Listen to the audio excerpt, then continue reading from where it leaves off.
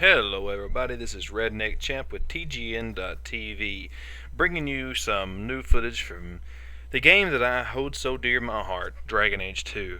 Dragon Age Origins was what helped me, and this sounds so nerdy, but it's what helped me to finally break away from playing World of Warcraft when I did 2 years ago, basically, and it gave me the feel of dwarves and elves and humans and questing, and at the same time, it brought me back to the fact of getting loot and being able to have wonderful lore to read about and understand. So, um, throughout the release of the game, even before the release of the game, with the demo that came out and things, I was very active with this game, and kind of over the past month or so here, kind of slacked off on my playthrough on my channel with it. But I'm actually starting back up. This will be one of the first clips I actually put on my channel as well that has been shown and carried on what was been going on. As you can tell already in this footage so far, I am a dual wielding rogue, and basically, I'm using that to my advantage, what I'm trying to say.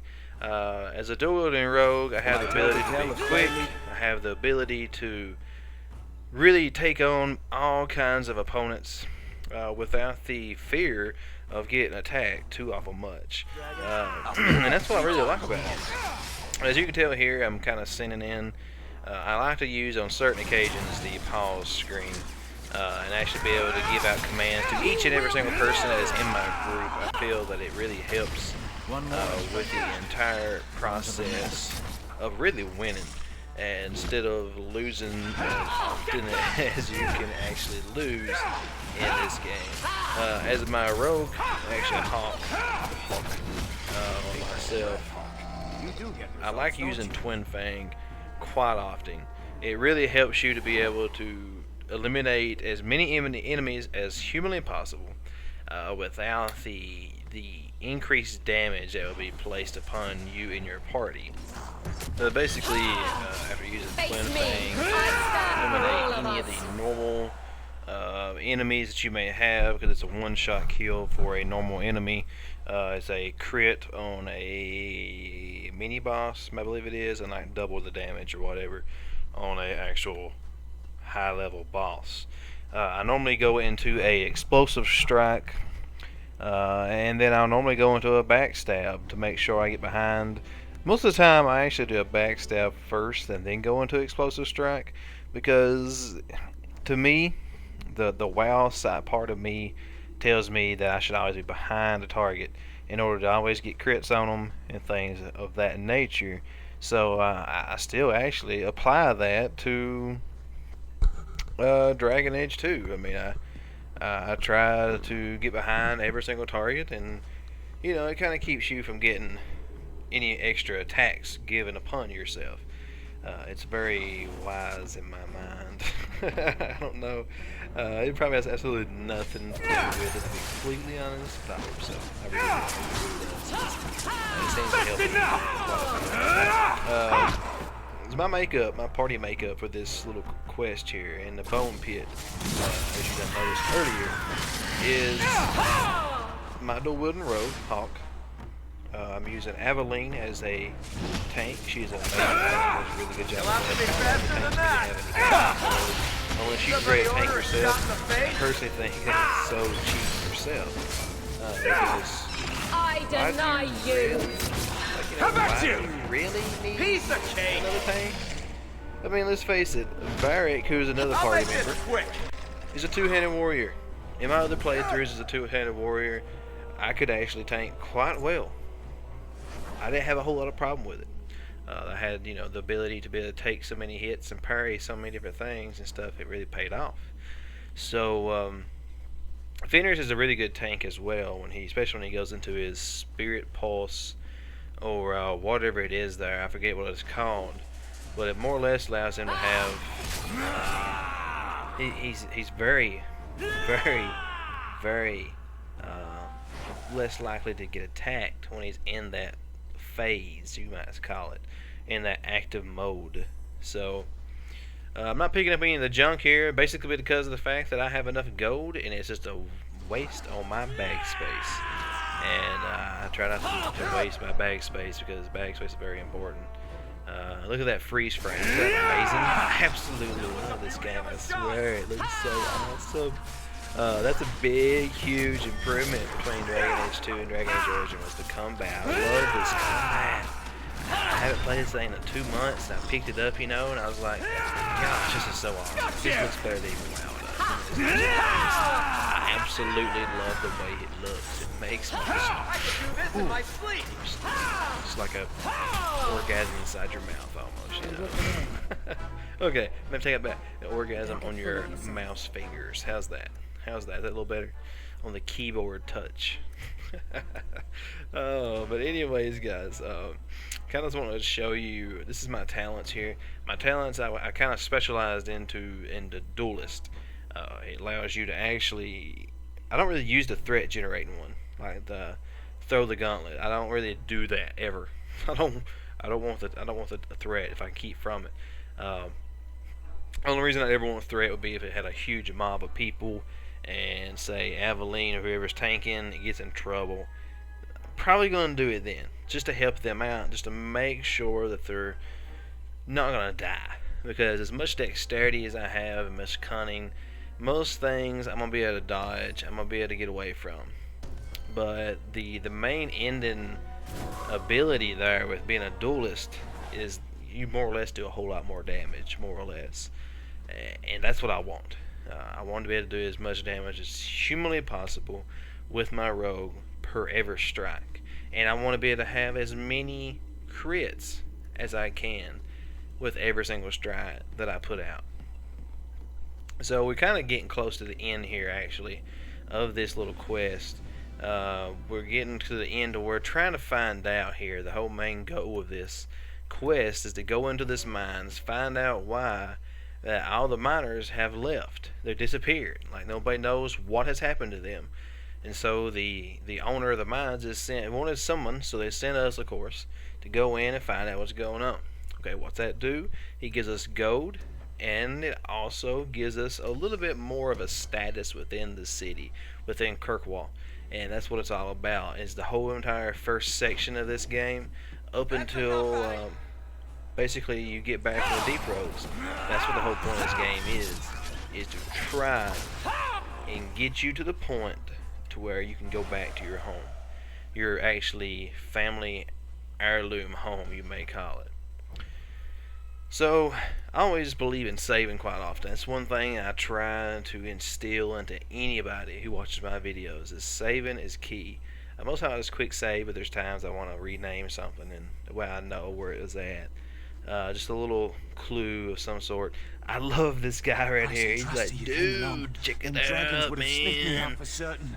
I'm running. Help me out, dude. I'm so scared. Okay, he don't know why he's talking like it, but he's not. But basically, he's so terrified because he said that they had basically was digging in this new area of the caves and the mines, and they bust open this hole, and dragons pour in out of this hole that they dug.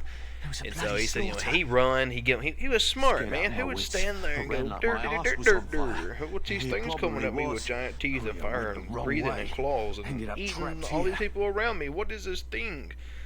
He ran away, he tried to get to safety, and it helped him out. He didn't die. And so I was about being bad, and instead of him get out of my face, loser. But I told him, he's safe now, go ahead. He's telling me be careful, so is Aveline. La-di-da-di-da-di-da. So now we're fixing to go up and to actually get to say hello there, my little friend. Hello to the dragon. Not the high dragon, but basically the next form underneath a high dragon. It's basically just a dragon, but it hits like a truck. It's gonna be very interesting watching me.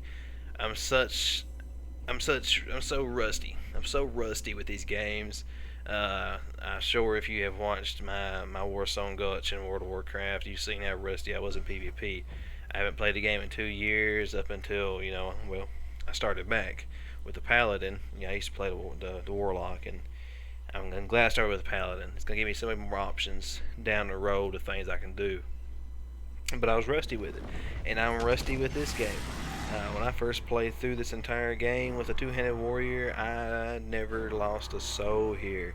And it's been intense. It really has. It's been a battle. This whole entire battle here has been a new experience that I had to learn about. So once again, I'm trying to start off with a good pause screen, trying to make sure everybody's set in combat and ready to go. At this point, this is a boss miasmic flask will have no effect on.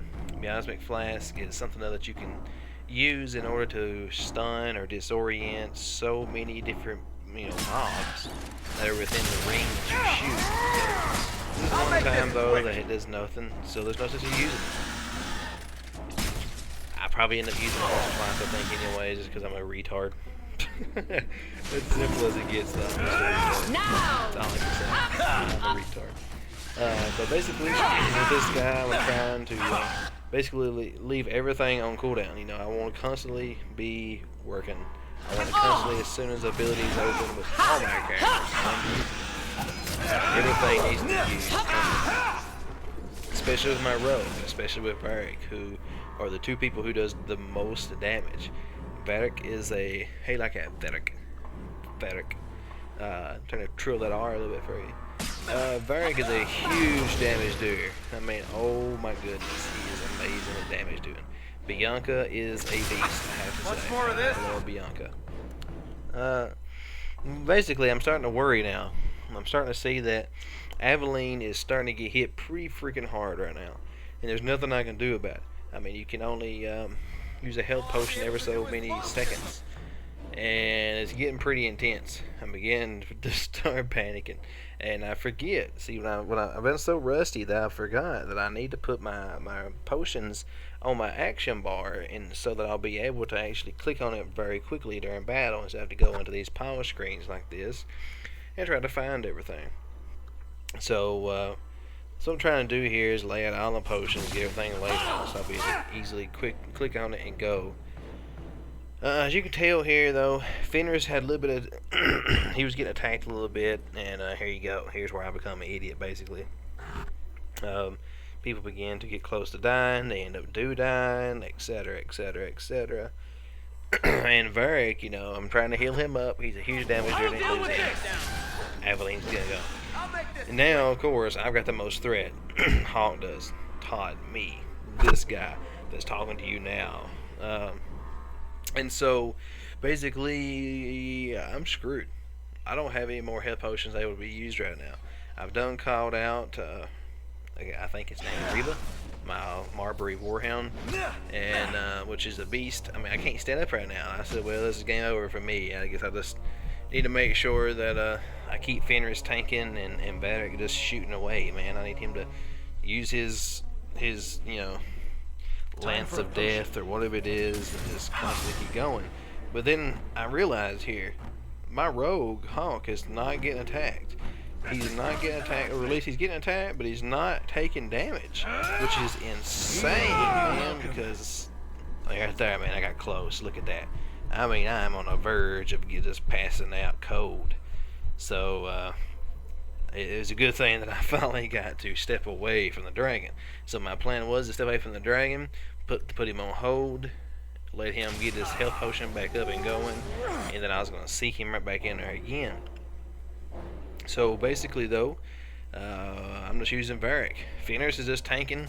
He's being the beast that he is in his kind of the shadowy form, you may say, or spirit form, or what have you. I'm using every single ability that Varric has.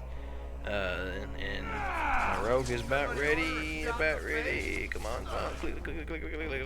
Click it faster. Click it faster.